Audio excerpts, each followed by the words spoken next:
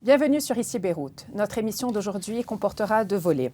Le premier sera consacré aux développements qui ont eu lieu à la frontière libano-israélienne et le second à la présidentielle. Pour discuter de ces 2 dossiers, je reçois sur ce plateau Pierre Bouassé, député des Forces libanaises.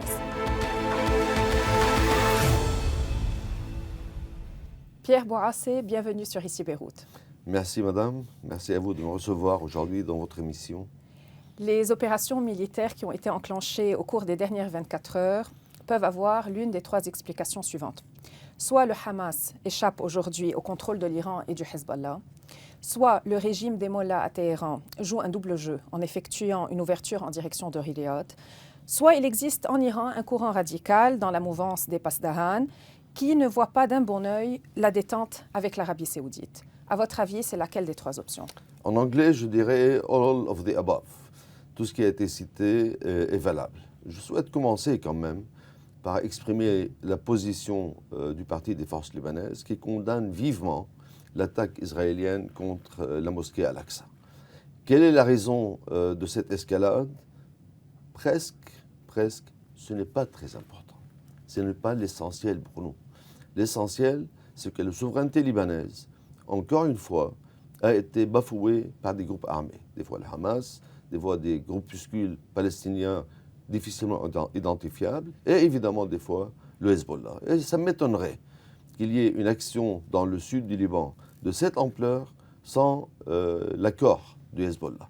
Maintenant, est-ce que l'Iran a un rôle dans cette confrontation? Évidemment que l'Iran a un rôle. 2 aspects.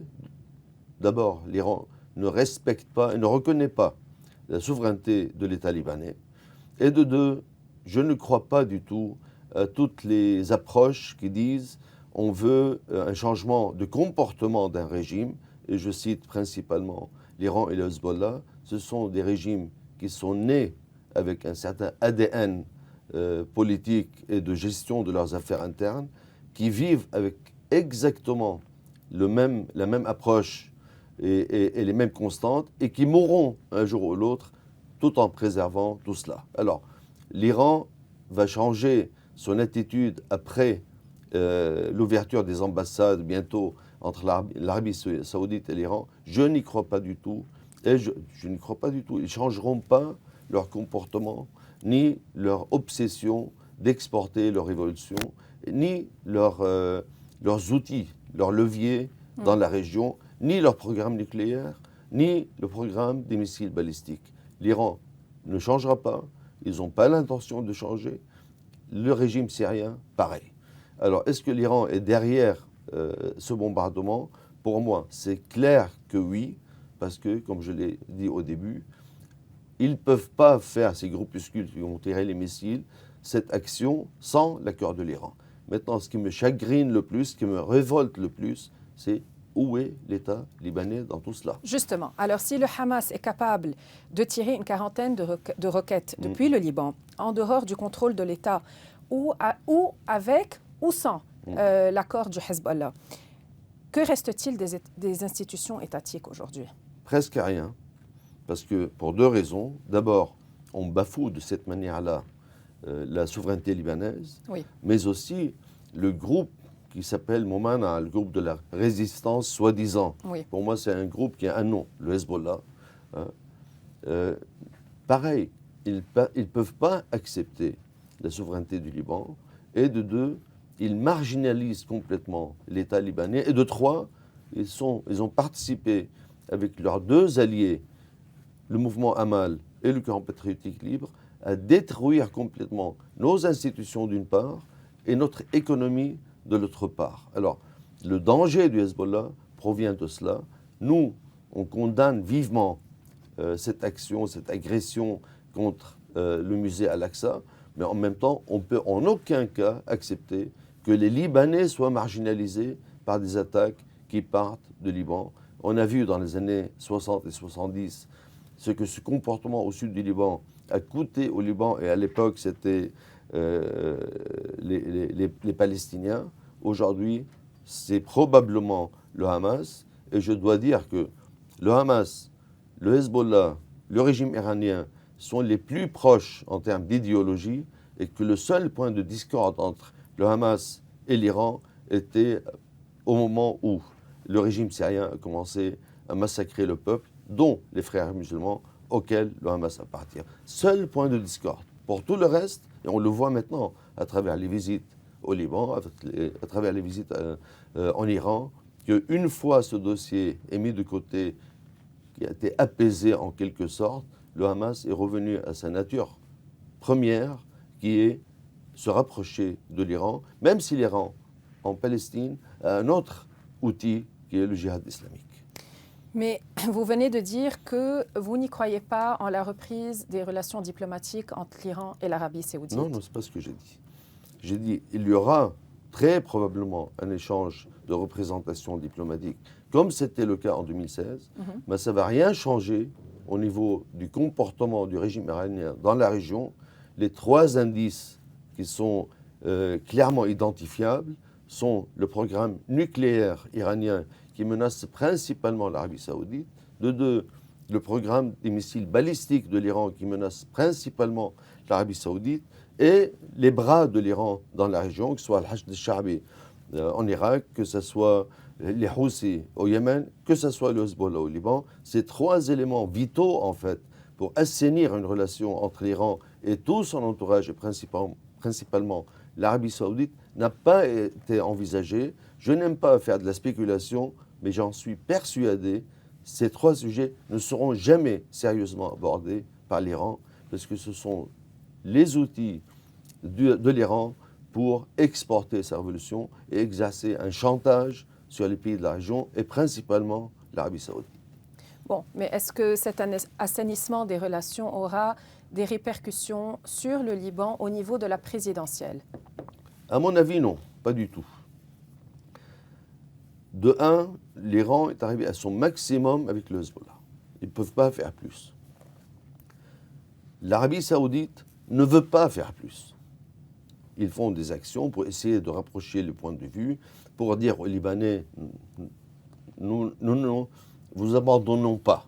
C'est un pays qui compte pour nous. On a vu l'action de l'Arabie saoudite à ce sujet, que ce soit avec la France, que ce soit avec le Qatar, l'Égypte, etc. et les États-Unis. Mais est-ce que réellement ils ont des leviers d'influence? Prenons le schéma du Parlement libanais qui va élire un président de la République. L'Iran ne peut pas faire plus. Et l'Arabie saoudite ne veut pas exercer de pression. Et à mon avis, les députés récalcitrants ou qui ont choisi déjà un camp ne vont pas être influencés par une pression régionale. Ça va être une décision interne et j'en suis absolument persuadé. La France, qui est un pays réellement ami du Liban, est-ce que la France a aujourd'hui un levier de pression sur un seul député? Je ne crois pas. Et tous les 5 pays que je citais, les États-Unis, etc., n'ont pas d'influence sur les députés libanais. Ils vont choisir, j'espère en âme et conscience. On sait exactement quelle est la position des forces libanaises. On veut élire un président qui ne soit pas dans l'axe du Hezbollah. Et on sait qu'il y a un seul moyen d'y arriver, c'est le dialogue avec les gens qui pourraient potentiellement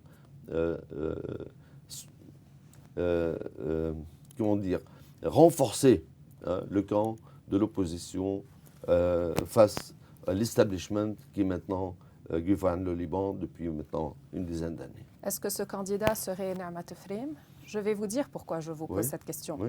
Parce que d'après les informations que nous avons reçues, la députée Setrida Jaajar aurait eu une conversation avec le député Gebran Bessil lors du déjeuner qui a suivi la retraite spirituelle.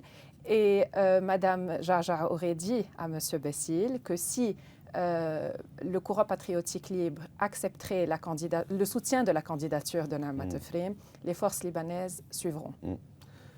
Sincèrement, j'étais présent, évidemment, comme quasiment tous les députés chrétiens, à cette rencontre. Ce n'était pas l'espace convenable pour aborder ce genre de questions.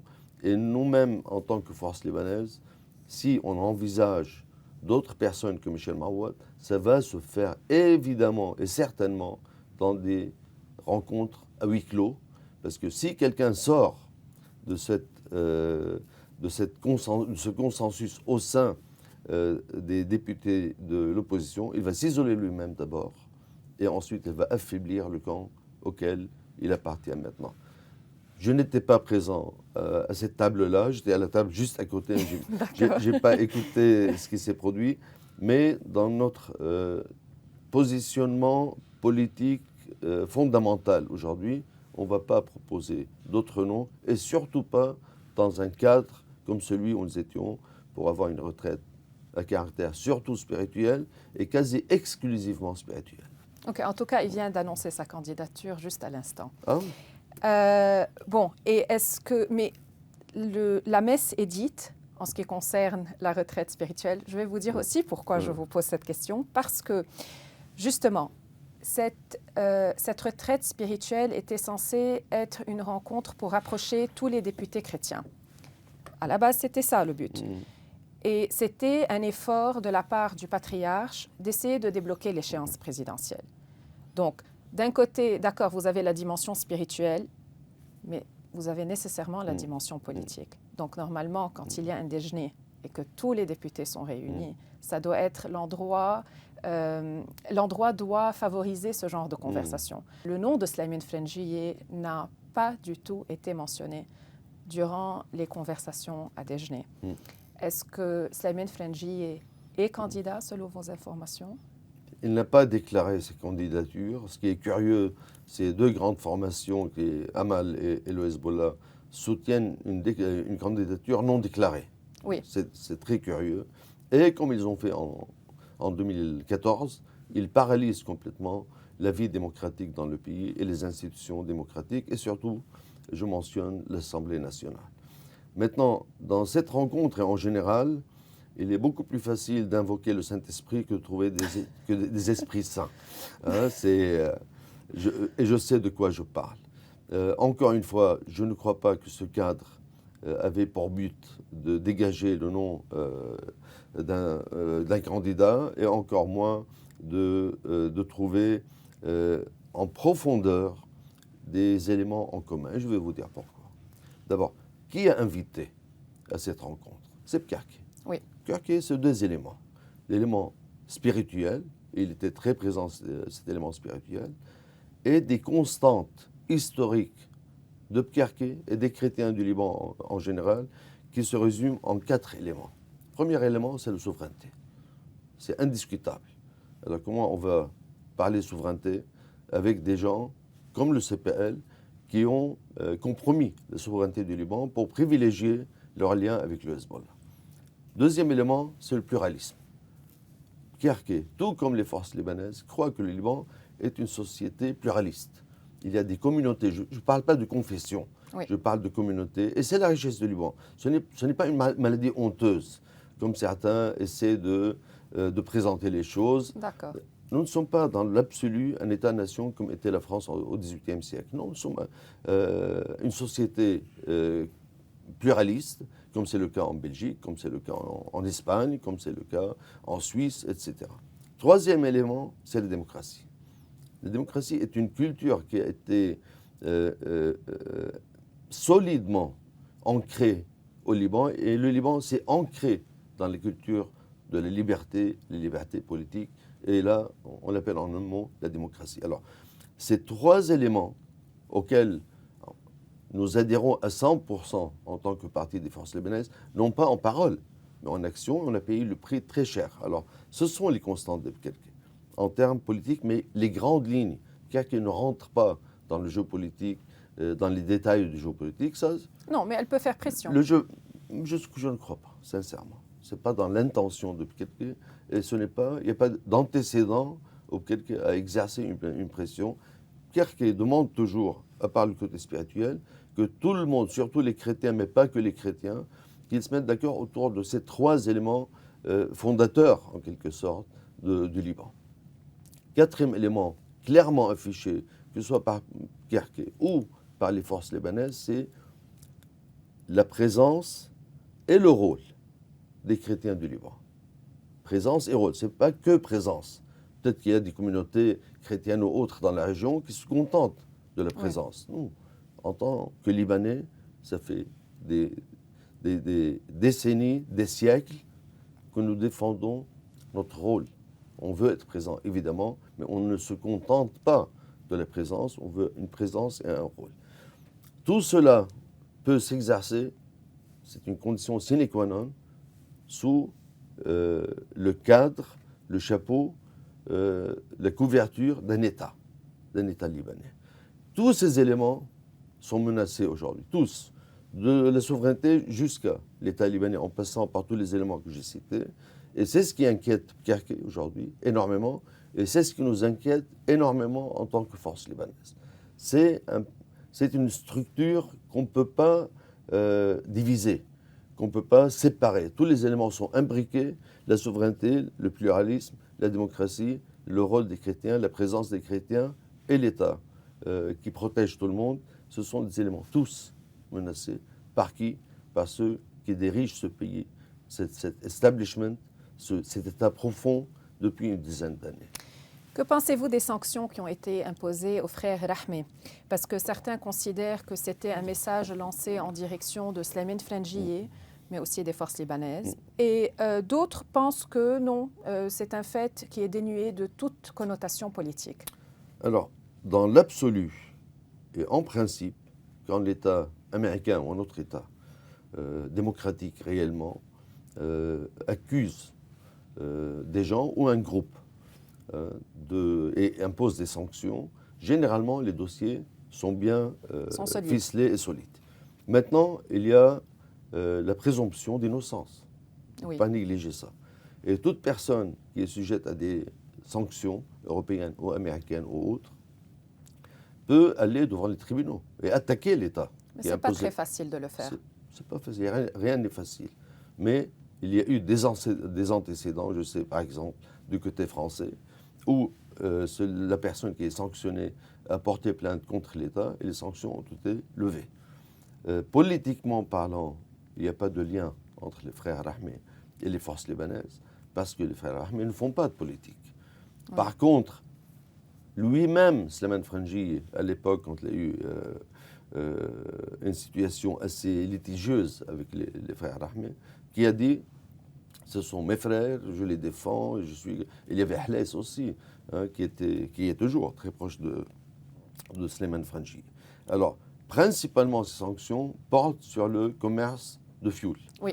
Et tout ce qui touche à l'électricité, il faut savoir que depuis 2012, lorsque Gebran Bassil a pris en charge le ministère de l'Énergie, jusqu'à maintenant, alors que ce ministère est toujours sous l'égide de Gebran Bassil, ça a coûté jusqu'à maintenant 30 milliards de dollars.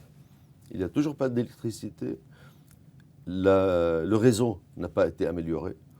La récolte du paiement, enfin, des mensualités ou autres des gens n'a pas été améliorée.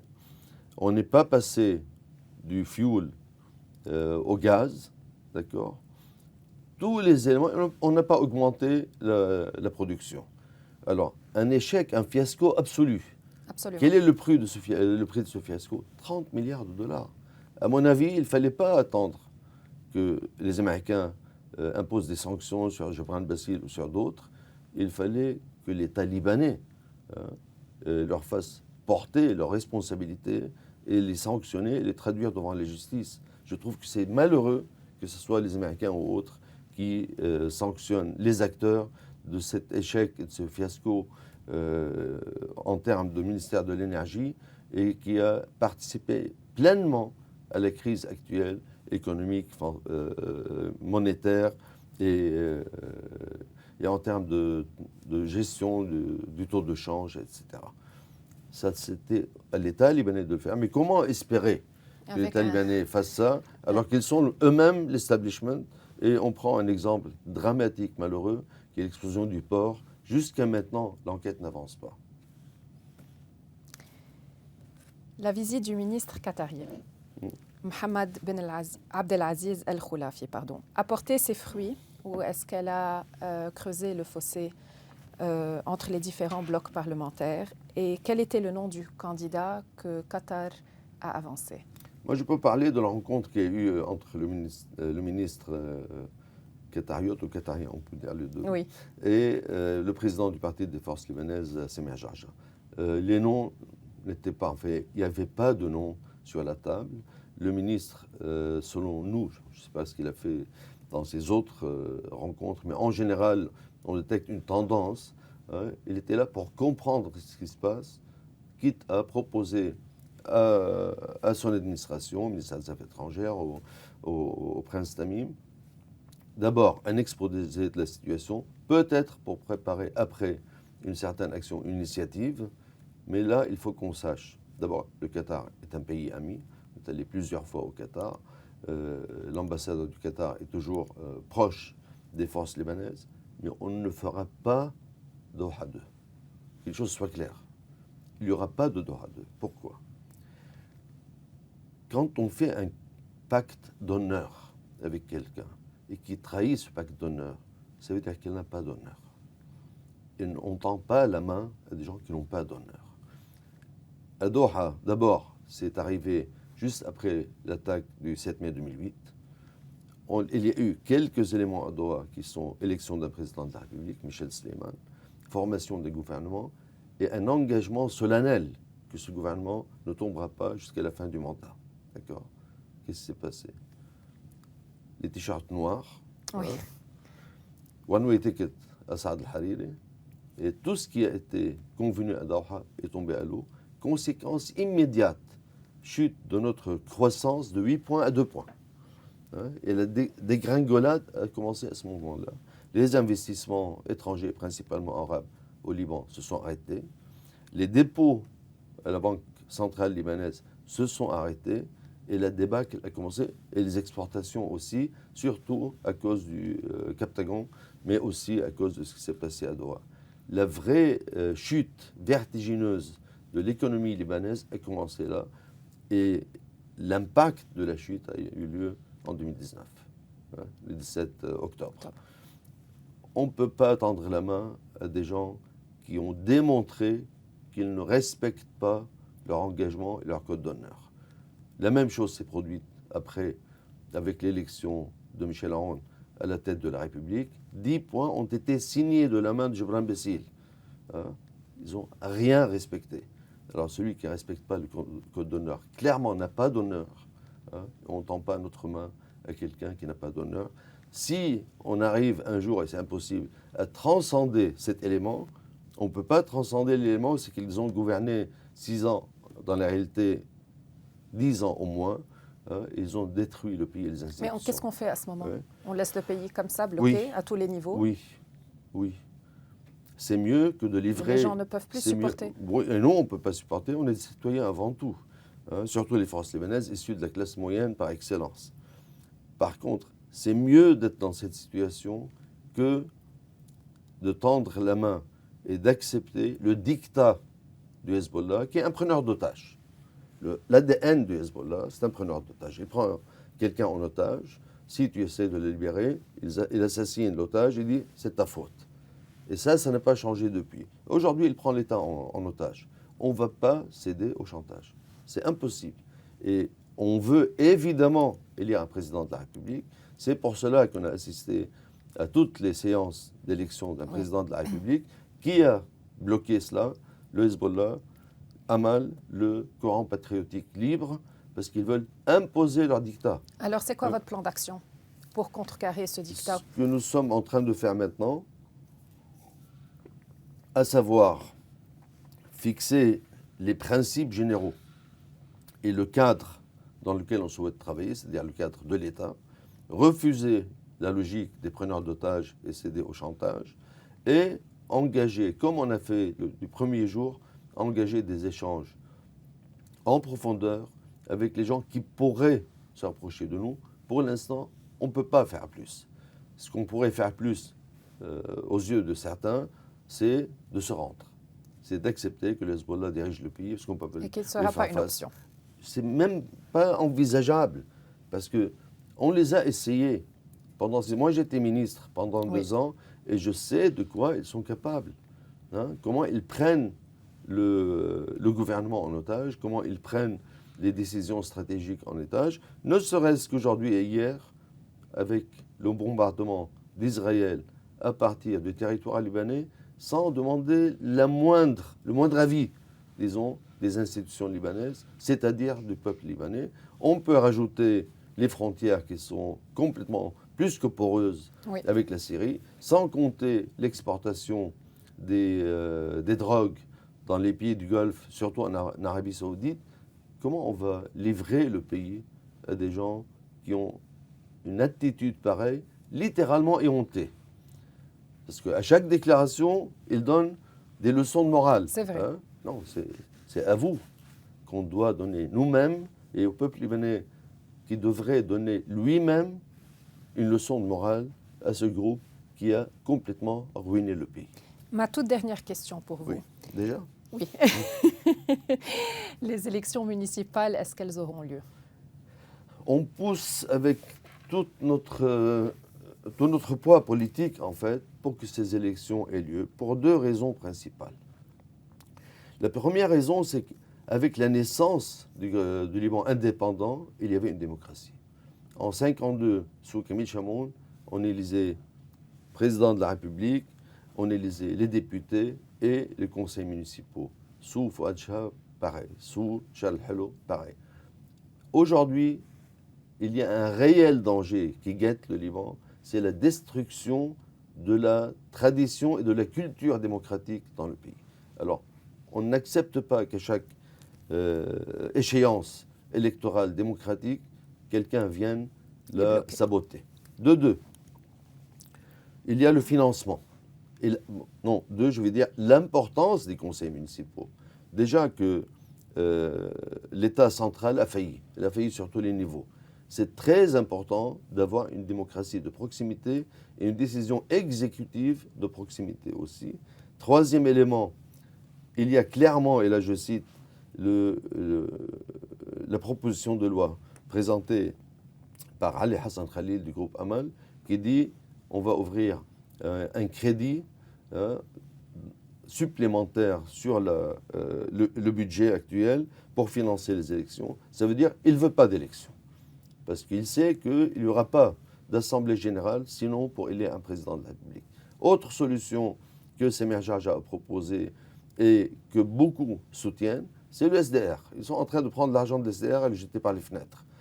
Cet argent, on peut et on doit trouver 7 millions de dollars, pas d'un État. Les voyous, je ne vais pas les citer, tout le monde les connaît. À chaque mariage du fiston ou de la fille, ils dépensent 5 à 10 millions de dollars pour une soirée. Alors l'État libanais doit être capable d'engager 7 millions de dollars. Les Européens sont prêts à soutenir à hauteur de 2 millions de dollars. La PNUD aussi. La PNUD aussi. C'est envisageable, c'est faisable et on doit le faire. Merci beaucoup Pierre Bouassé pour cet entretien. Merci à vous. Et merci à vous de nous avoir suivis sur Ici Beyrouth. Vous pouvez revoir l'intégralité de cette émission sur tous nos réseaux sociaux. À bientôt.